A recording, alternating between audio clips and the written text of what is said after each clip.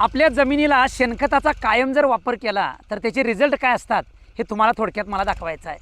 हे माझं चारा पीक करणारं हे माझं शेत आहे आणि या शेतामध्ये दर वर्षाला आम्ही कमीत कमी 5 ते 10 ट्रॉल्या शेणखत दरवर्षी टाकत असतो आणि याचा रिझल्ट इतका सुंदर आला आहे की आमच्या या शेतामध्ये सगळी गांडूळ तयार झालेले आहेत। तुम्ही हे बघू शकता की ही गांडूळं जी आहेत ही केवढी मोठी गांडूळं आहेत, ह्याच्यावर हे बघू शकता किती गांडूळं आहेत।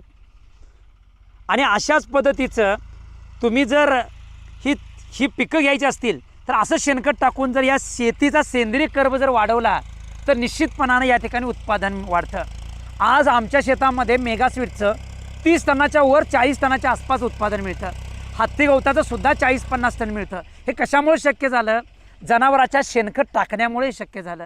तुम्ही तुमच्या शेतामध्ये अशा पद्धतीचा सेंद्रिय कर्ब वाढवण्यासाठी शेणखताचा वापर जरूर करावा। धन्यवाद।